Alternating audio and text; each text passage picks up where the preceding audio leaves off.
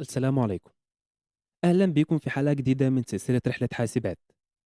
السلسلة اللي بنتكلم فيها عن التجارب الحقيقية في مجال البرمجة، من أول الكلية لحد أول شغل وأول دخل، بدون فلترة ومن غير تجميل.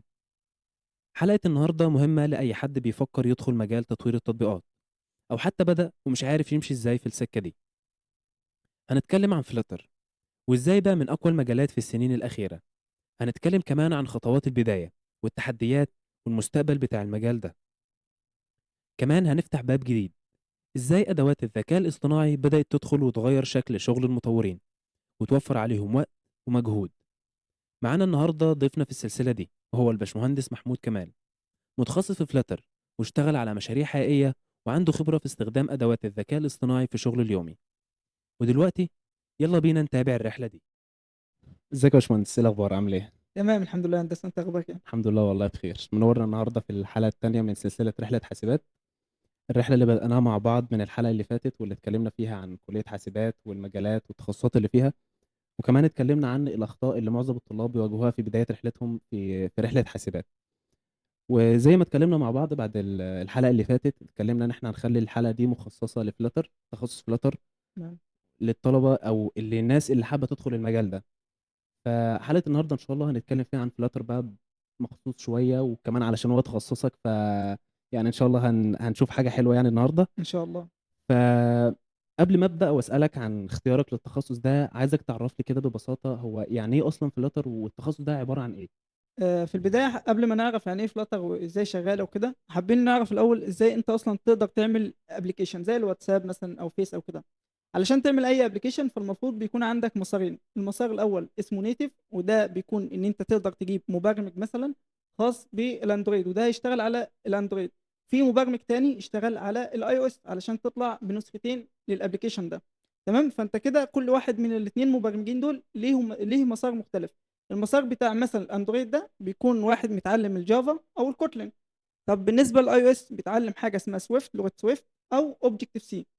فكده انت عندك اتنين مبرمجين، يعني مبرمج للاي او اس ومبرمج للاندرويد. تمام تمام. جت بقى جوجل في 2017 قالت لا، انا مش عايزه كده. انا عايز اعمل ايه؟ انا عايز دلوقتي اعمل كود واحد يشتغل على المنصتين دول، او على الاثنين اوبريتنج سيستم دول، اللي هو الاندرويد والاي او اس.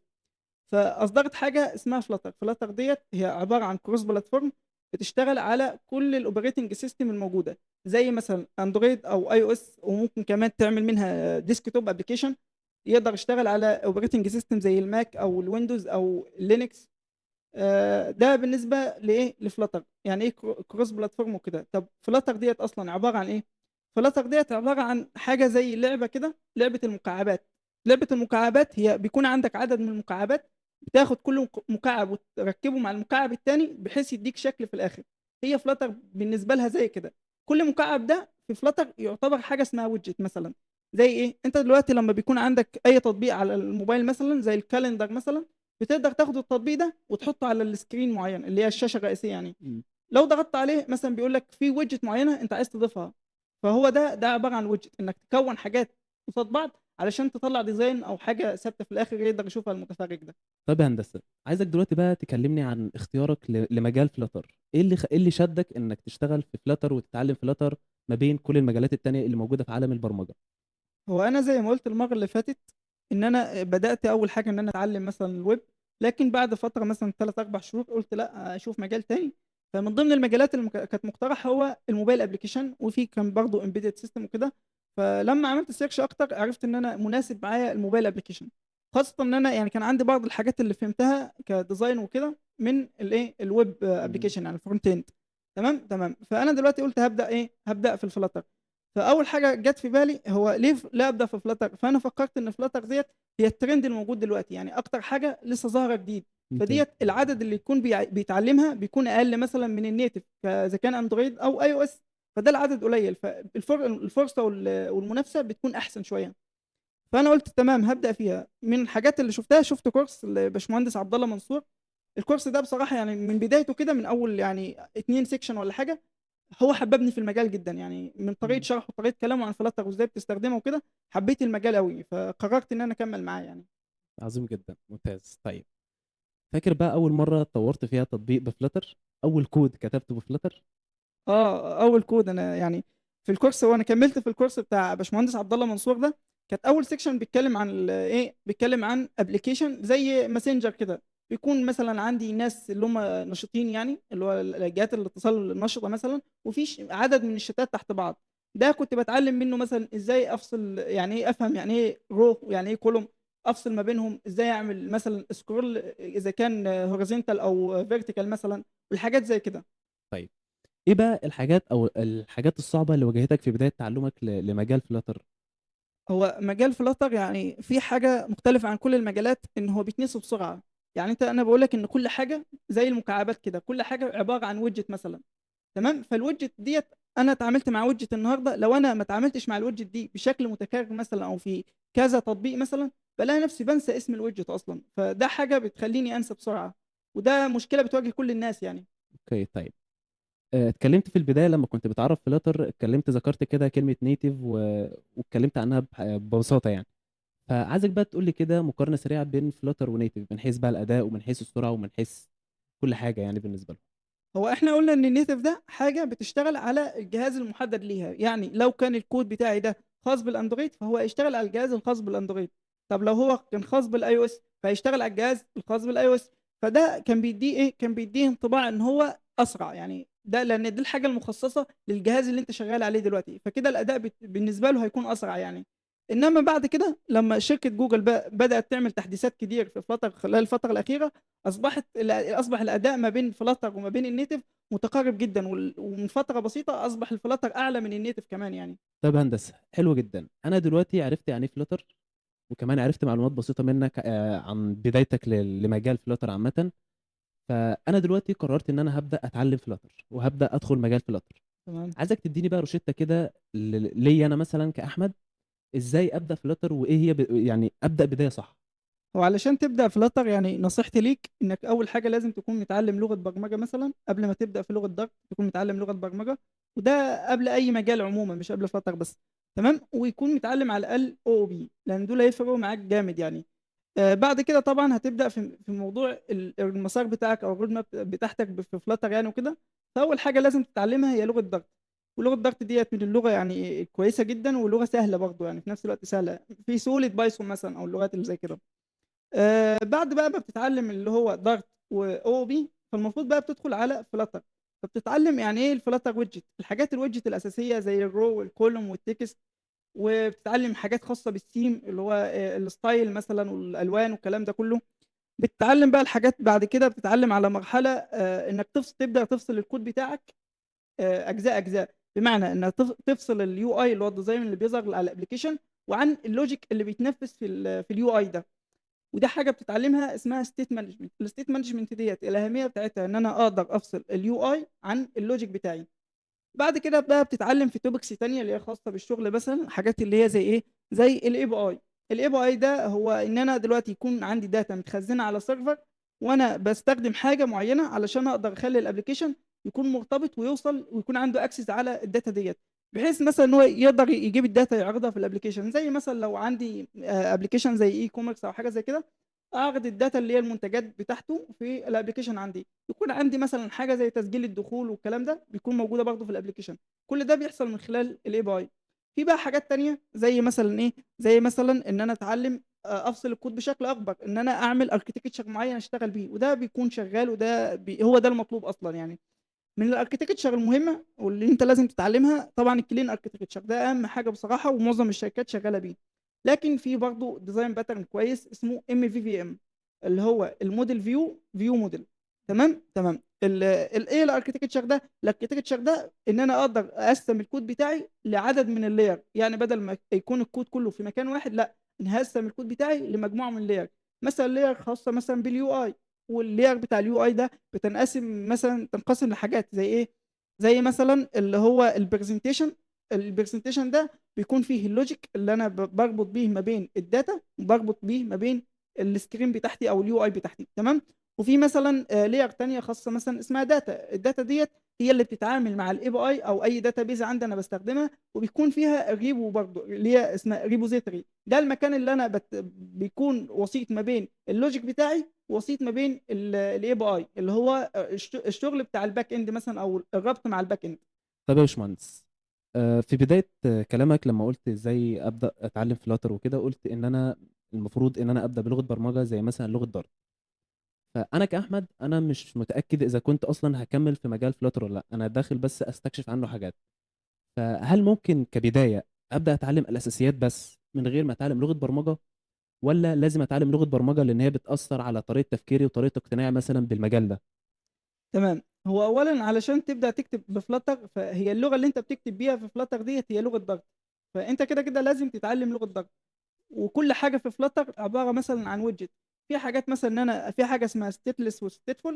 دول طبعًا عبارة عن إيه، عن زي حاجة زي state management كده اللي قُلنا عليها بتفصل الكود مثلًا، وتقدر تنفذ حاجة معينة. الفرق ما بينهم إيه الstateful والstateless دي؟ الstateless هي إن أنا دلوقتي يكون عندي UI مش بيتغيّر، يعني حاجة باحطها في الUI مش بيتغيّر. إنما الstateful معناها إن أنا دلوقتي يكون عندي action معين أو event معين، أول ما باضغط على زرار الUI بيحصل له rebuild من أول وجديد. تمام، تمام. فكده لازم أتعلّم لغة Dart لإن هي اللغة اللي بيكون بيها مكتوب بيها Flutter. فدلوقتي أنا هاتعلّم مثلًا Dart وهاتعلّم الOOP لإن الOOP يعني يعتبر أهم حاجة في Flutter حرفيًا.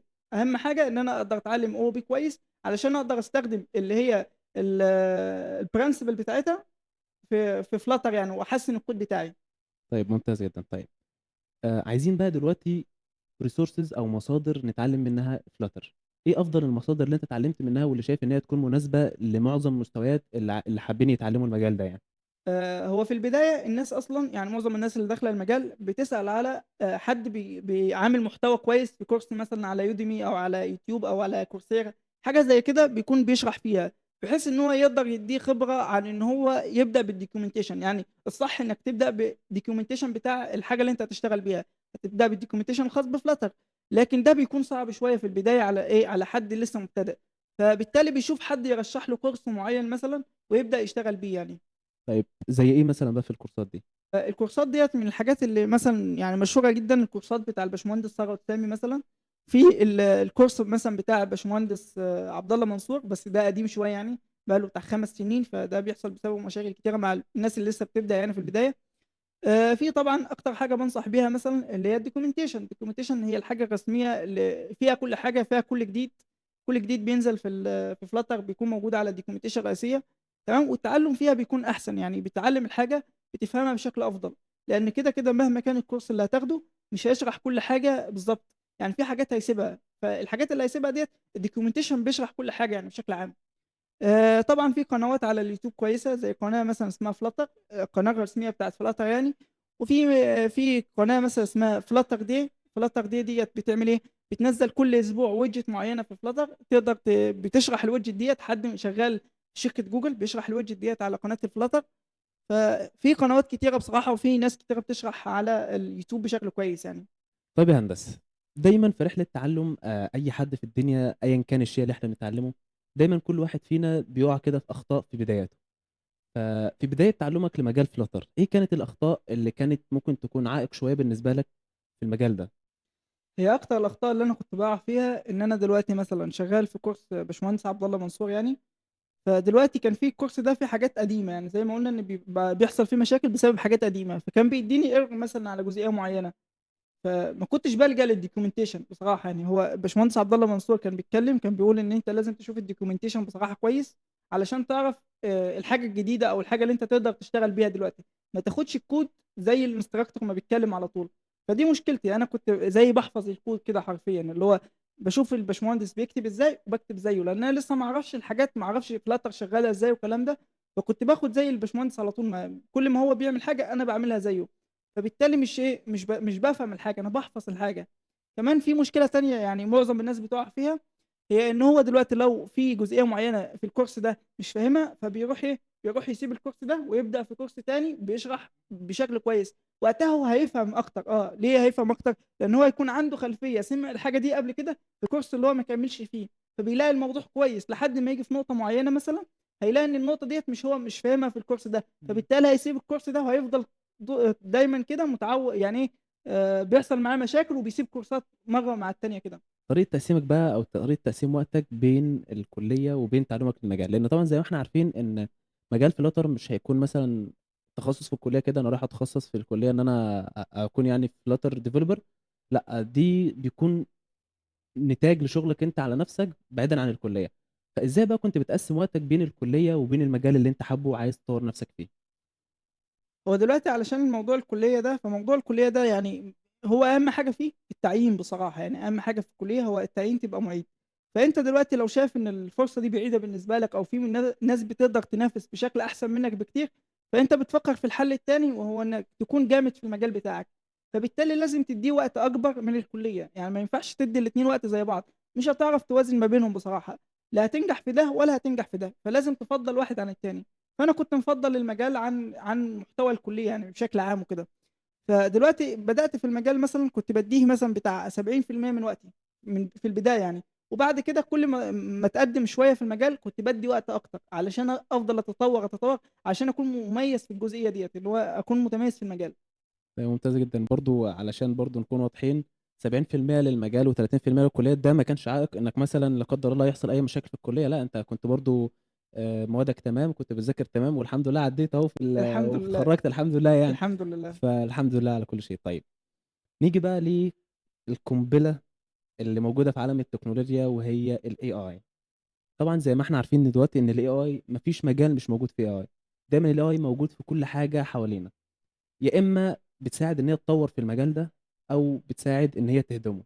تمام. بالنسبة بقى لتطبيق الAI على Flutter، أنت كباشمهندس محمود، هل في بداية تعلُّمك أو في رحلتك مع Flutter، هل استخدمت أدوات للذكاء الاصطناعي في تعلُّمك أو في مجالك في Flutter يعني؟ استخدمت كتير بصراحة، لكن في البداية ما كنتش باعتمد عليها، في البداية كنت باعتمد على المحتوى بتاع الكورسات مثلًا، وبعد فترة بدأت أتعلم إن أنا أذاكر من الdocumentation ويكون هو المصدر الرئيسي ليّا، لكن في الآخر بقى بدأت أتعامل مع الحاجات الخاصة بالAI اللي هي الtools بتاع الAI زي ChatGPT مثلًا، زي GitHub Copilot مثلًا، دي بتساعدني إن أنا أسرّع الكود بتاعي، أسرّع الريتم بتاعي في الشغل، بحيث إن أنا دلوقتي لو في جزئية مش عارفها معينة ممكن أسأل chat عنها يقول لي بتتعمل إزاي، فبالتالي أقدر أعرف أسيرش عنها بشكل كويس، يعني في أجزاء ما بتكونش عارف تسيرش عنها، فبالتالي لازم حد يوضح لك إزاي تسيرش عن الجزئية ديّة، تمام. في حاجة تانية مثلًا لو أنت عايز تبني كapplication معين، بيكون في أجزاء في الscreen كده بتتعمل بwidget معينة، أنت أوقات ما بتكون مش عارف الwidget ديّة أو أنت ما اتعاملتش معاها قبل كده، فأنت ممكن بقى تعمل إيه، ممكن تاخد الscreen اللي أنت عايز تبنيها ديّة وترفعها لChatGPT أو DeepSeek أو أي حاجة زي كده، هو بيقول لك الwidget اللي أنت تقدر تستخدمها عشان تنفذ بيها الحاجات زي كده. فده بيساعدك جامد أوي إنك تقدر تتطور بسرعة وتحل المشاكل اللي بتقابلك بشكل أحسن يعني. بالنسبة بقى لGitHub Copilot ده بيساعدك إنك تبني الكود بتاعك على نفس الarchitecture اللي أنت شغال عليه. يعني مثلًا دلوقتي أنا عملت method بتعمل 1، 2، 3. GitHub Copilot بيقترح عليك method تانية متعلقة بالكلام اللي أنت كتبته قبل كده. فده بيخلّيك إيه، يعني أنت طالما أنت فاهم الحاجة هتتعمل إزاي بتتعمل مرّة، وبعد كده هو بيقترح عليك بضغطة زرار واحد بس الحاجة بتتعمل مرّة واحدة وبنفس الdesign وبنفس كل حاجة اللي أنت عايزها بالضبط. طيب يا هندسة، إيه بقى أهم أدوات الذكاء الاصطناعي اللي فرقت معاك في كتابة الكود في Flutter؟ من الأدوات الكتير اللي أنا باتعامل معاها وأخصهم يعني ChatGPT أكتر حاجة أنا باعتمد عليها بصراحة يعني، بسبب إن بتساعدني إن أنا دلوقتي مثلًا كاتب كود معيّن، عايز أعرف الكود ده الأداء بتاعه عامل إزاي، إزاي أقدر أسرّع بيه التطبيق مثلًا، فبابعت الكود ده مثلًا لChatGPT وأقول له اقترح عليَّ حلول تخلّيني أحسّن من الكود ده، فهو بقى بيبدأ ينظّم لي أنا دلوقتي مثلًا في حاجة architecture مثلًا أو حاجة معيّنة زي model أو حاجة خاصة بالOOP أي principle مثلًا خاص بالsolid وكده أنا مش مطبّقه مثلًا، بيقول لي لأ أنت تطبّق في الجزء ده الprinciple ده مثلًا، فده بيساعدني إن أنا أطوّر الأداء ويساعدني إن أنا أنظّم الكود بشكل أكبر. ومن الحاجات التانية برضه اللي اتكلمنا عنها هي الGitHub Copilot. GitHub Copilot قُلنا إن فكرة عمله إن هو دلوقتي أنت كاتب شغل معيّن، عامل شغل قبل كده، فهو بياخد من الشغل اللي أنت عامله قبل كده كarchitecture يعني، بيبدأ يكتب لك يقترح عليك حاجات من الكود يكتبها لك يعني وكده بنفس الarchitecture ده. فده يعني حرفيًا بضغطة زرار بس بيخلّيك تعمل حاجات أنت أصلًا بتفكّر فيها يعني، كلّها مرّة واحدة يعني وكده، فده بيسهّل عليك في الوقت ويخلّيك تقدر تنجز شغلك على طول يعني. طيب حلو.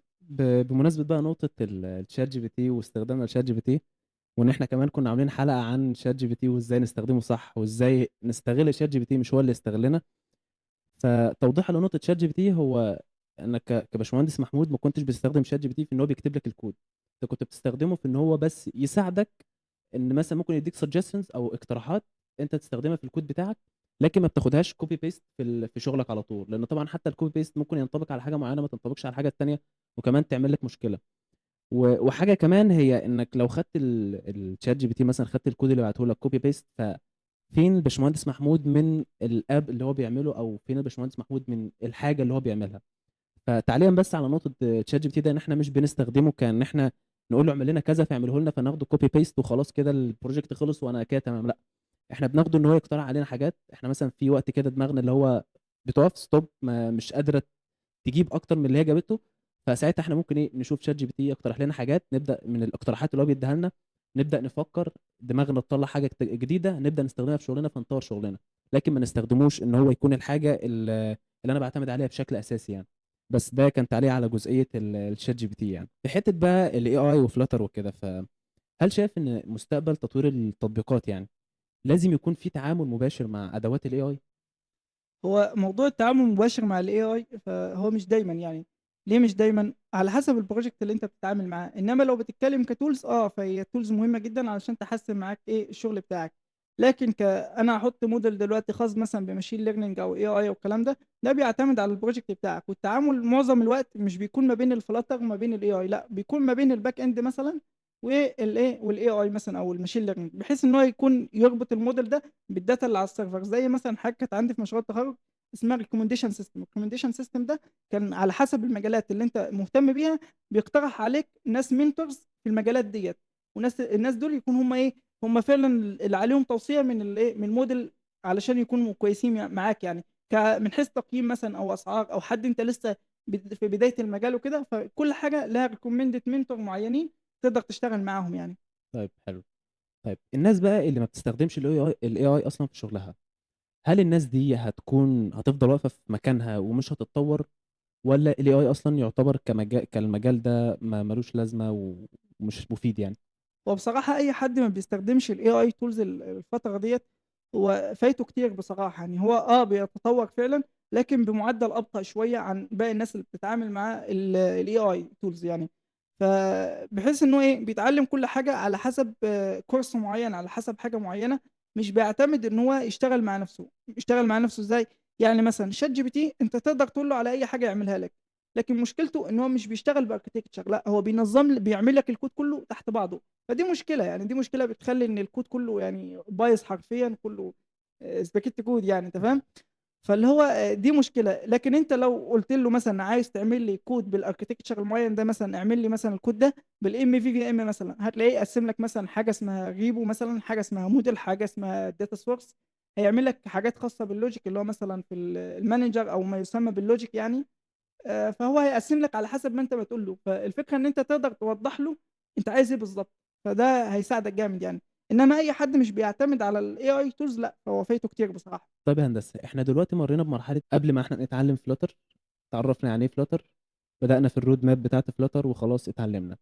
نيجي بقى للشغل بFlutter، إزاي بتختار فكرة المشروع اللي تشتغل عليها بFlutter علشان تطوّر من نفسك دايمًا في المجال؟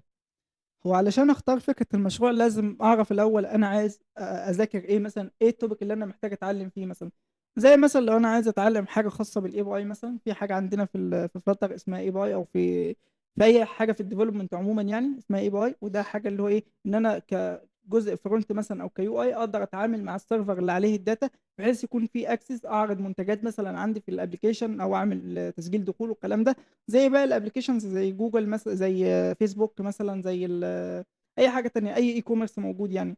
إمم. فهو لازم أحدد الأول الtopic اللي أنا عايز أتعلمه، على أساس الtopic ده باحدد الفكرة. أوقات أنا باكون مثلًا متعلم حاجة خاصة بالstate management، الtopic اللي اسمه state management باكون اتعلمته واشتغلت مثلًا بحاجة زي البلوك مثلًا تمام، أو تمام. حاجة مثلًا زي الprovider، فدول من أنواع الstate management يعني.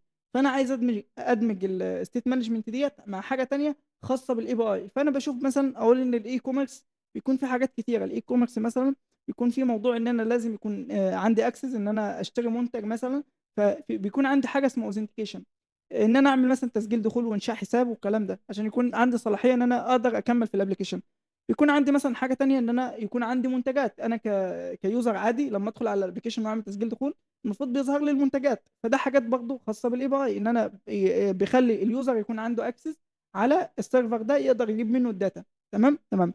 فأنا باحدد الأول الtopic بتاعي علشان أقدر أحدد فكرة الproject، وعلى حسب الtopic ده باقدر أختار الproject بشكل مضبوط يعني. طيب يا هندسة، طبعًا ما فيش أي مشروع بيخلو من المشاكل سواء بقى مع team سواء مع الclient نفسه، فعايزينك كده تحكي لنا تجربة حصلت معاك، تجربة شخصية حصلت معاك في أثناء مثلًا كنت بتbuild app بflutter وكانت بقى في مشاكل بينك بقى سواء مشاكل مع الكود أو مشاكل مع الشخص يعني من المشاكل اللي كنت بتواجهها. هو كان في project جالي قبل كده إن أنا يعني كان في حد صاحبي رشّحني لعميل معيّن إن أنا أعمل update على الproject بتاعه. كان في مشاكل في الproject ده، وهي المشكلة أكتر مشكلة يعني كانت موجودة، وهي إن الapplication شغال كويس جدًا، لكن بعد 3، 4 دقايق من الاستعمال فالapplication كان بيقف لوحده وبيطلع من الرام. يعني الرام ديّة الحاجات اللي بتكون شغالة فيها بتكون في الكاش، فبيطلع من الكاش. تمام، تمام. فكانت المشكلة إيه؟ المشكلة دلوقتي إن أنا لازم أعرف هو ليه بيطلع، ليه بيشتغل في الأول كويس لكن بعد فترة اللي بيحصل فيه المشكلة ديّة وبيطلع من الرام، بيتحذف من الرام دلوقتي.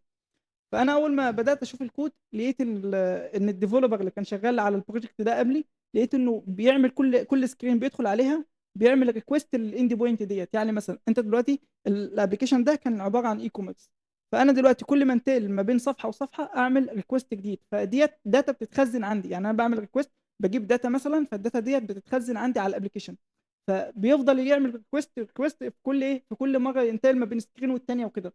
فديّة مشكلة. ليه المشكلة؟ لإن كل ما باعمل request باعمل زيادة تحميل. يعني أنت إمم. فاهم، بازوّد التحميل على الapplication بتاعي، فبالتالي الapplication كان شغال مثلًا في الرام ب200 ميجا، لقيت إن الapplication وصل 300، 400 ميجا. بعد كده كل ما أعمل حاجة request جديد، فالمساحة بتزيد لحد ما المساحة بتاعة الرام بتقفل، فبتمسح لك كل التطبيقات اللي أنت مشغّلها في الرام يعني وكده. فدي كانت مشكلة بسبب إن هو إيه، كان بيعمل ريكوستات كتير في كل screen. في حاجات تانية مثلًا زي البيانات بتاعة البروفايل بتاعته، كان بيعمل إيه، كان طبعًا البروفايل علشان أنا دلوقتي علشان أقدر أعمل أشتري منتج مثلًا أو أضيف منتج للfavorite مثلًا، فلازم يكون معايا الtoken أو يكون معايا الID أو الحاجة اللي تثبت إن أنا عندي صلاحية وصول إن أنا أعمل حاجة زي كده. فهو في كل screen كان بيعمل إيه، كان بيعمل request عشان يجيب الdata بتاعة الuser ديّة. مع إن بالعكس إن كان يقدر يعمل request واحد أول ما يفتح الapplication ويجيب الdata ديّة ويخزّنها ويقدر يشتغل بيها طالما هو محتاجها في كل التطبيق وكده، فما كانش بيعمل ده. وده حاجة عندنا في Flutter اسمها الcaching، يعني إن يقدر يعمل cache للdata معيّنة وتكون local تتخزن local عنده على الجهاز. فديّة هتوفّر عنده بصراحة إن هو ما يعملش ريكوستات بشكل متكرر يعني وكده. كان في حاجة تانية إن هو التنظيم بتاع الكود ما كانش كويس، ما كانش مستخدم الdependency injection. دي بصراحة اللي أول حاجة جات في بالي إن أنا أحل بيها المشكلة يعني. فهي دي كانت المشكلة. بس أنا شُفت المشكلة وعرفت حلّها وكلّمت العميل عن حل المشكلة وكده، لكن ما حلّتش المشكلة بسبب إن هو الdeveloper اللي كان عامل الproject ده كان مستخدم حاجة في الstate management اسمها getix، وgetix ديّة أنا مش بافضّلها لإن أنا مش بتفصل الlogic عن الUI بشكل كبير يعني. فده حاجة كانت هتخلّيني أبدأ في الapplication حرفيًا من الأول، يعني أهدم كل الشغل الموجود وأبدأ فيه من الأول، فكانت مشكلة بالنسبة لي يعني، فقررت إن أنا ما أكمّلش فيه. تمام عظيم جدًا. طيب نصيحتك بقى للناس اللي بتواجه مشاكل، إزاي أصلًا يعرفوا المشاكل دي أو بيعرفوها إزاي؟ يعني مثلًا حضرتك يا باشمهندس أهو، المشكلة دي لمّا اتعرضت عليك عرفتها إزاي؟ ده نتاج لإيه؟ المشكلة زي كده أنت عندك حاجة اسمها DevTools في Flutter، حاجة اسمها DevTools يعني، إمم. بتقدر تحدد منها الapplication كسرعة مثلًا، كأداء التطبيق بيعمل load فين مثلًا، بيعمل lag في أنهي جزئية في screen معيّنة. الapplication أول ما بيفتح هل بيskip pixels معيّنة من الUI وكده والّا لأ. فديّة بتعرّفك المشاكل اللي موجودة في التطبيق موجودة في أنهي جزئية بالضبط، فبالتالي بتبدأ تشتغل عليها يعني. طب يا هندسة، في عالم البرمجة زي ما إحنا عارفين طبعًا في حاجة اسمها الhard skills والsoft skills. الhard skills دي الحاجات اللي بتتعلمها عن المجال اللي أنت بتدرسه أو المجال اللي أنت بتتعلمه وحابب تشتغل فيه. في حاجة تانية بقى واللي أظن إن 90% من الناس بتهملها وهي الsoft skills. الsoft skills دي طبعًا اللي هي بتحدد طريقة تعاملك مع الناس، وبتحدد طريقة تفكيرك أصلًا في الproject معين. فعايزك دلوقتي تكلمني شوية عن الskills اللي الناس بتحتاجها بجانب الhard skills اللي مطلوبة في المجالات يعني. هو من خلال شغلي مثلًا الحاجات اللي اتعلمتها إن أنا إزاي أعرف أتواصل مع العميل مثلًا، لو كان في project freelance وكده، فإزاي أتواصل مع العميل، إزاي أحدد له الحاجات فعلًا اللي هو أقدر أعملها في الapplication. هو العميل بيكون حرفيًا عايز يعمل كل حاجة بسعر قليل جدًا، فدي مشكلة. دي مشكلة لأن الحاجات اللي هو عايز يعملها ديّة هتاخد منك وقت عالي يعني، فلازم كل حاجة كل وقت يكون ليه يترتب عليه cost معينة كسعر يعني وكده. فأنت لازم تعرف تتعامل إزاي مع العميل بتاعك. كمان لو الproject ده أنت شغال عليه مع team مثلًا، زي مثلًا معاك حد UI UX، معاك حد back end وكده، فأنت بتعرف أنا اشتغلت مثلًا مع واحد في طريقة معيّنة في الشغل أو التعامل ما بيننا ما عجبتنيش، فأنا بيخلّيني إيه، الشغل بعد كده بيخلّيني أعرف أحدد هل الشخص ده مناسب إني أقدر أتعامل معاه في الproject ده والّا لأ. فدي حاجة كويسة بصراحة إنك أول حاجة إنك تتعامل مع العميل بشكل كويس، توضّح له الصورة كاملة، إن العميل بيكون شايف الحاجة كشكل، كdesign، كproduct هيطلع في الآخر، لكن مش بيشوف الحاجة الtechnical، ما بيشوفش الproject إن هو الحاجة ديّة هتقدر تتعمل كذا. هو العميل دايمًا عايز كل حاجة وكمان بسعر قليل جدًا. إمم. وقُلنا تاني نقطة وهي إن أنا أعرف أحدد الأشخاص اللي هم يقدروا يشتغلوا معايا في الproject ده مثلًا وكده، وعلى أساسها بقى بتقدر تعمل شغل كويس يعني وتطلّع product كويس يعني. أكيد طبعًا، لإن الteam ده تقريبًا هو أهم حاجة في الشغل وأهم حاجة، ليه بقى؟ لإن أنا مثلًا كأحمد وأنت كباشمهندس محمود، لو إحنا الاتنين مع بعض في نفس الteam، فأنا هاكون عندي جزئية مثلًا حضرتك ما تعرفهاش وجزئية عندك أنا ما أعرفهاش، فطريقة بقى تعاملنا في الteam لو إحنا متعاونين، فأنا هاتعلم منك وأنت هتتعلم مني وهكذا إحنا الاتنين إيه، هنستفاد.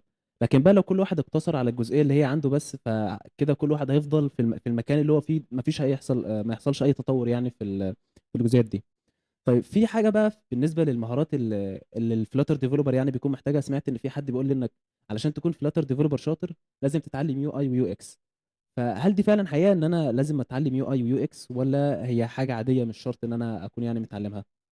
لأ، هو بصراحة مش شرط، يعني مش شرط إن أنت تكون فاهم في الUI UX، لكن من كثرة التعامل في project معيّنة بتشتغل عليها مثلًا أو بتتدرب عليها، بيكون عندك وجهة نظر معيّنة، بتعرف الUI UX ده بيفكّر إزاي. فهو أنت مش لازم تكون بتفهم في الUI UX جامد أوي، لكن مع الوقت هيكون ليك نظرة محددة. حتى أنت ممكن في حاجات تقدر تعدِّل على الUI UX، لإن أنت اتعاملت مع تطبيقات كتير، شُفت حاجات كتير. أنت مثلًا لو فتحت الواتساب، أنت مثلًا كمستخدم عادي فتحت الواتساب مثلًا، فبتقول إن عادي البرنامج بالنسبة لك ما فيهوش أي مشاكل.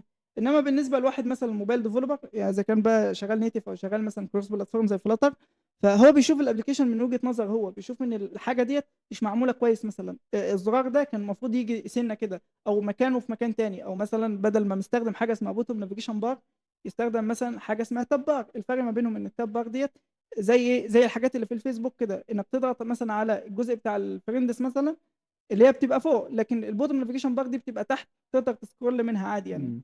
فهو كل واحد بيشوف الapplication بوجهة نظره هو.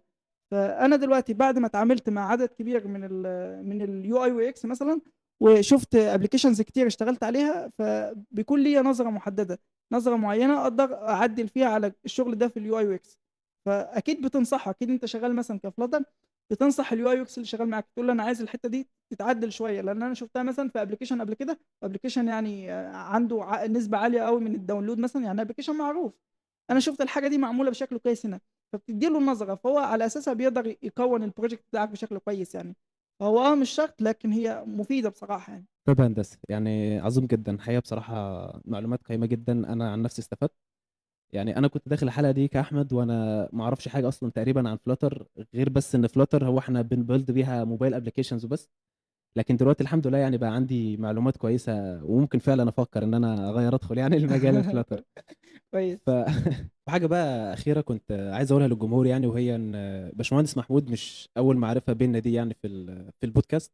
أنا عارف باشمهندس محمود من تقريبًا 3 سنين، وكان في شغل بيننا وبين بعض، كنا قدّمنا كورس قبل كده لو تفتكروا كورس C++ من تقريبًا سنة أو سنة ونُص كده. كان من سنتين فقدّمناه يعني. فكنت عايز كمان أقول إن كان في صفحة كده عاملينها أنا والباشمهندس محمود اللي هي Tech Nexus، وقررنا إن إحنا إن شاء الله يعني الTech Nexus دي هتتحول لFlatrix AI، وFlatrix AI دي هتكون موجودة على الفيسبوك، وفي channel موجودة ليها على الواتساب، وكمان في قناة اليوتيوب اللي الباشمهندس محمود طبعًا هيكون هو المسؤول عنها يعني، هيقدّم عليها فيديوهات عن Flutter، عن موضوع حلقتنا النهارده بقى، بس إيه بتعمق أكتر. وإن شاء الله كان الباشمهندس وعدني يعني إن هو هيعمل كورس كامل لFlutter للناس اللي حابة تدخل المجال يعني. إن شاء الله. فدي بس نقطة حبيت أنوّه عنها كده بالنسبة لFlatrix AI، وإن شاء الله برضه هاسيب اللينك بتاعها في الdescription أول ما الفيديو ده ينزل يعني بإذن الله. وبس دي كانت نهاية حلقتنا النهارده بإذن الله، أتمنى إن شاء الله إنكم تكونوا استفدتوا من الحلقة النهارده. وأخيرًا بقى شعارنا المعروف، سلام لحد ما نتقابل تاني.